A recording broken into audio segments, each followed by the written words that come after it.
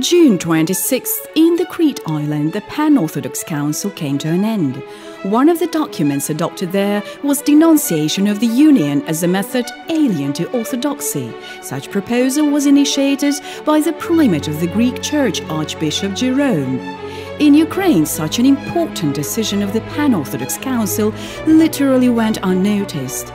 All attention of the national media was pinned to the address of Ukrainian deputies to the head of the Ecumenical Church, Patriarch Bartholomew, on granting autocephaly to the Orthodox Church in Ukraine. Some big but not conscientious enough channels even disseminated the information that this address would be allegedly considered by Orthodox patriarchs at the past council. Today, during the day, there will be announced a reply to the address of the Verkhovna Rada. The position of Constantinople on this issue was unambiguously voiced by representative of the Ecumenical Patriarchate, Alexander Karloutsos. It was a very bold, too bold in my opinion. Politics should have nothing to do with church recognition.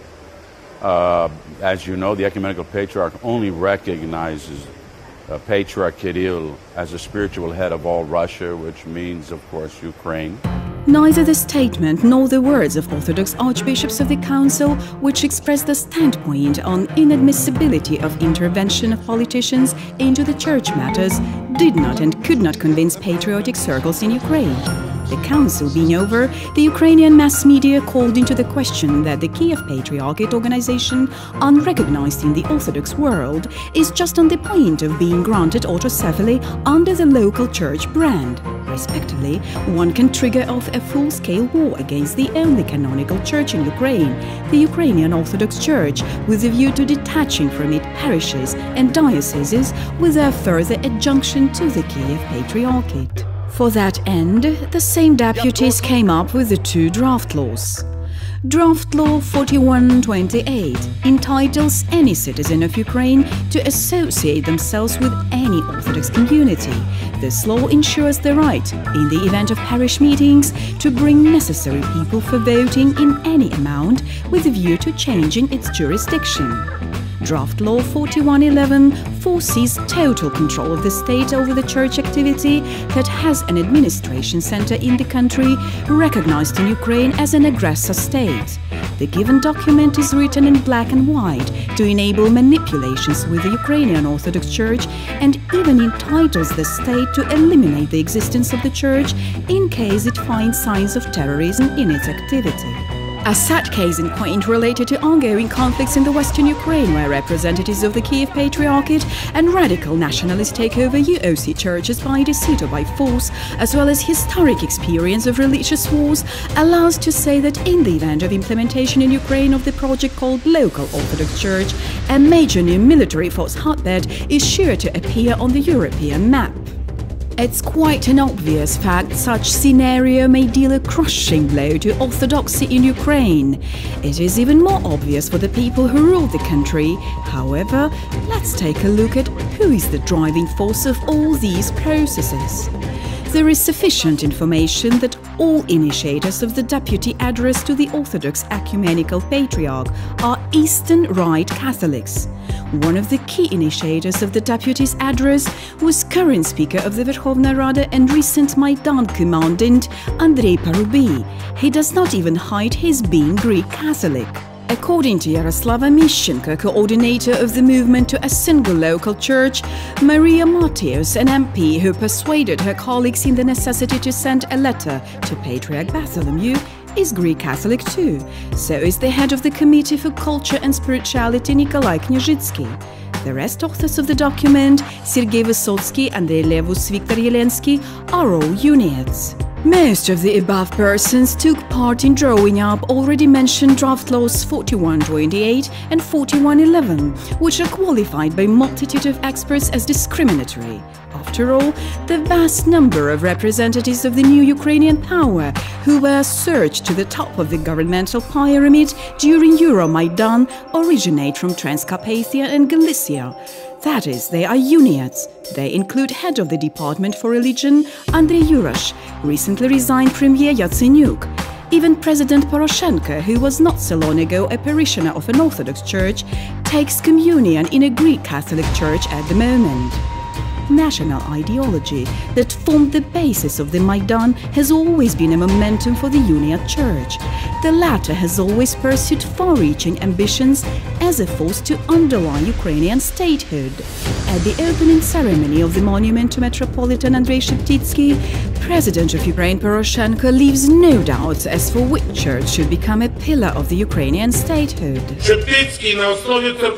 Ukraine existed namely within the boundaries which the Greek Catholic Church had. Sheptytsky created a prototype of the national Ukrainian organism on the basis of the church structure. The standpoint about Uniates being the basis of state power has been recently announced by Uniate chief Sviatoslav Shevchuk. It has turned into a church that rose from the dead and constitutes the driving force, the momentum of the state being in Ukraine to date. Yet, like their masters from Vatican, Uniates have always sought to extend their reach. On 11th December 1941, when Hitler army was located near Moscow, Rome authorized the creation of Uniate exarchates not only on the territory of the right bank Ukraine, but also in central Russia and even Siberia. In this proselytist conquering tactic, Uniates placed high expectations in fascist troops. Well known is a congratulatory message of Metropolitan Andrei Sheptytsky to Adolf Hitler, in which His Eminence greeted the Führer as an invincible commander of unsurpassed and glorious German army. In the Wehrmacht battalions Roland, Nachtigall, as well as Waffen-SS Galicia, a military spirit of Ukrainian fascists was raised by a great deal of Uniate chaplains. It's well known Hitler lost the war at that time and advancement of the Greek Catholic towards east was set back. However, it was not cancelled, but just postponed for a while. 70 years later, Greek Catholics resumed their proselytism movement to the east. This time it was not Siberia, but Donbass. Uniate head Sviatoslav Shevchuk declared that these much-suffering lands need the presence of faithful Christians, meaning apparently his church organization. Perhaps the clergy and parishioners of the Ukrainian Orthodox Church that has been traditionally represented in the east of Ukraine for centuries aren't considered as Christians by the Uniates. Let us head for the east of Ukraine, where the presence of faithful Christians is so much needed, where there is a lack of belief, hope and love. However, a recently declared eastern journey of Uniates began a long time ago. In 2013, their patriarchal cathedral was sanctified in Kiev. Besides, when military action started in Donbass, Uniate activities stepped up simultaneously in this territory. At first, they built temporary temples in Ukrainian military units, then they tackled the civilians. Vasily Ivanyuk, dean of Kramatorsk Dean's Office of Donetsk-Kharkov Exarchate of the Uniate Church, told in the interview to the local outlet Dobropolye that the World Congress of Ukrainians allocated funds to build 10 Greek Catholic churches in the east of Ukraine, while the Ukrainian Greek Catholic deputies are writing addresses to the Ecumenical Orthodox Patriarch. The Uniates are laying their hands on the entire Orthodox dioceses in Ukraine. In September 2015, Uniates affiliated Kharkov-Poltava Diocese of the Ukrainian Autocephalous Church. Hence, speaking about the likelihood of large-scale collisions between the Orthodox in Ukraine, one can hardly have doubts in whose favor they can work.